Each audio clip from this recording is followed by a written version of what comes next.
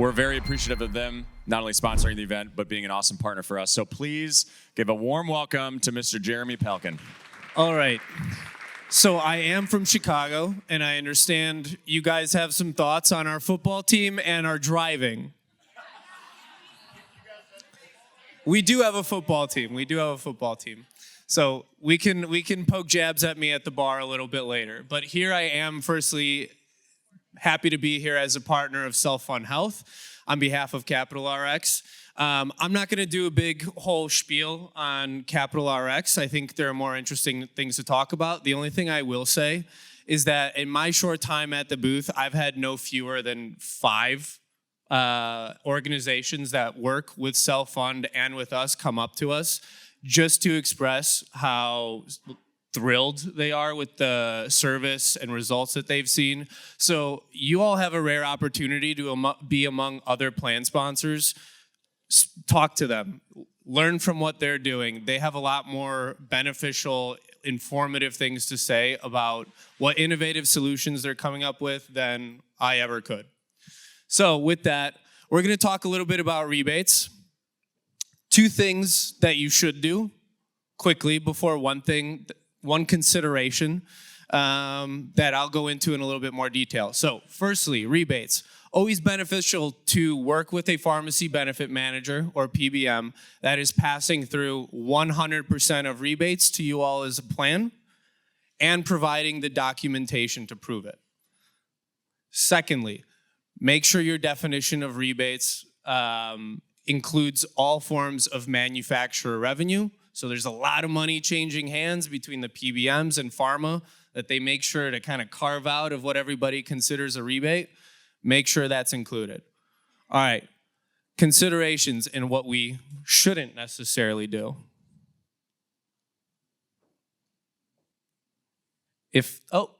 There we go.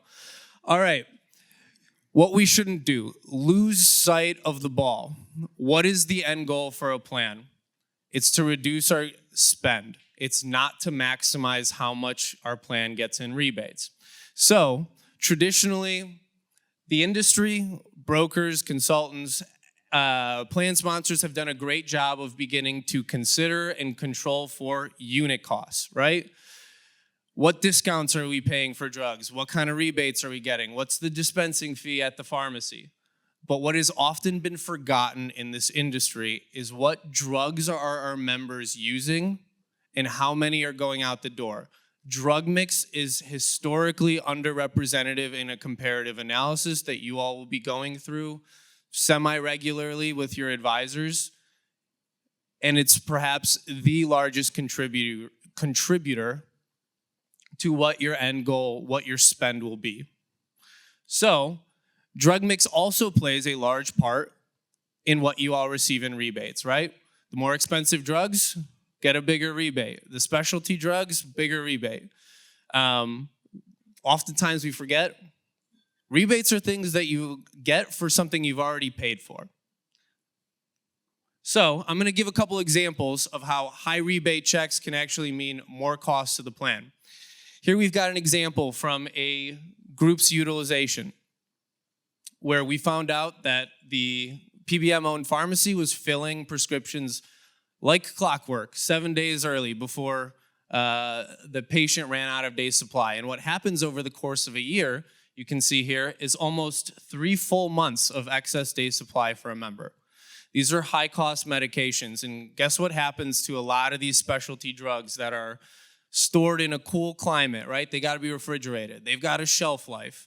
They get flushed down the toilet and end up in Lake Michigan as a part of your summer fish fry, right? Playing into the regional humor here.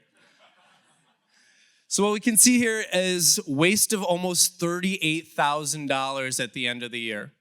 Speak to your clinicians, speak to your doctors. Nobody needs this much medication sitting in their refrigerator. But guess what this results in? More rebates, right? More prescriptions out the door. You get more rebates. How do we take care of this responsibly? One too far. Capital RX has developed a smart refill logic, where for those first 2 fills, we want to make sure a member has some excess day supply. And you should make sure that your PBM partner is doing something similar. But after that, we know a patient's got some day supply on hand, a safe amount. We don't need to keep filling those drugs early.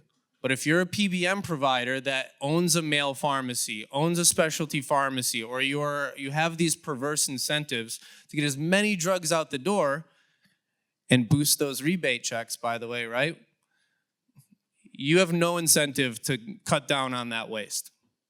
Another example, we discussed GLP-1s earlier. You wouldn't believe how many patients are getting first fill GLP-1s with a 90-day supply. Complete waste. Anybody who's ever spoken to somebody who's been on a GLP-1, there are often adverse side effects, or there's titration, which means members going up, getting up-dosed, going down-dosed. Very high discontinuation rate. This is one plan sponsor who we found all these members who filled their first fill at 90 days and then never filled another prescription for a GLP-1. Complete waste. How does this show up for you guys financially? More rebates. So, those are two examples. This is kind of a fiduciary litmus test I always like to think of. You won't believe how many CFOs, boards, benefits directors, consultants I've spoken to that are like, man, I got a pretty great rebate check. Like this feels good, man. A lot of money is coming in the door. But again, every dollar you receive in rebates, chances are you spent about 3 before that rebate check comes in. Don't take your eye off the ball. The goal is to spend less, not get more in rebates. And then lastly, here's a little bit of a mathematical show of how this works. Here we're giving an example where, say you're working with one of the big 3 PBMs, and on the other side is Capital RX, or name any other transparent PBM that's trying to do the right thing. We're giving a 10% rebate advantage to the large carriers. I can tell you it's not that big. However, you can see specialty drug costs about $9,500. We're giving a bigger rebate to a legacy large PBM. Again, non-specialty rebate, similar advantage. What ends up contributing to drug mix and at the end of the day, lower net cost is going to be things around utilization management, controlling for drug mix. What a lot of people know is prior authorizations.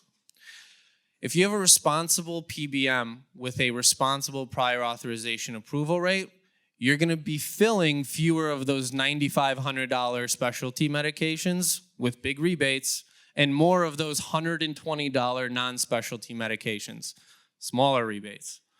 But how does that play out at the end of the year? Well, about 3% of drugs hit prior authorization. We can see considerably more approvals on the big side, the legacy PBM side. Total ingredient costs of almost, what is that? $7 million more with a large PBM, but a huge advantage of rebates of almost $5 million. Most important thing, do not lose sight of, right? Total cost, net of rebates. So, end of the day, always keep in mind, don't take eye off the ball. What are we spending as a per member, per month, year over year? Not how big my rebate checks are, no matter how much folks around you are bragging about how big theirs get. So that's all I've got. Thank you very much.